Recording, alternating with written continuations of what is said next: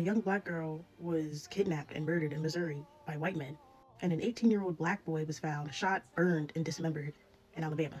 And somehow these stories are not dominating the news and dominating the media right now. Again, we are having the conversation of whose pain gets treated like an emergency, of which children get attention when they're in need. A young black girl, a child, was found kidnapped and murdered in the woods. And according to the reports, the suspects are mostly white. You want to tell me why they're not reporting on it? And just yesterday, an 18-year-old black boy, a teenager, who had his entire life ahead of him, his life plan, was found shot, burned, and dismembered in Alabama.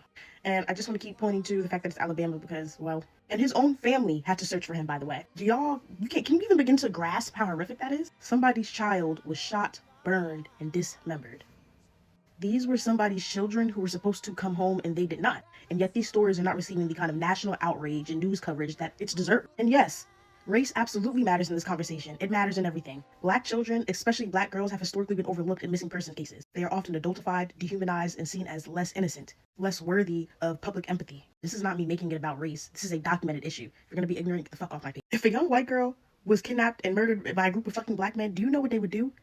They would stop every nigga walking on the street. So let's dead this conversation right now. The coverage will be everywhere. The outrage will be deafening. Let's stop acting brand. And again, with the 18-year-old young man, sorry, he's really a boy. He's 18. He's still a teenager. Please. He was murdered in a way that sounds like it's something out of a nightmare. So why is there not enough outrage?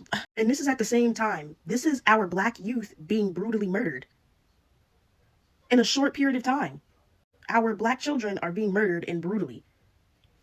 Emmett Till was murdered in 1955 brutally. What's the difference right now? Think about all the black children that have died since Emmett Till. What's changed? They're normalizing black suffering. Well, it's been normalized for a while, nevertheless. These were young lives, young black lives that mattered. And they won't even give them the decency of saying their names and telling us what happened and sharing what happened to them on the news.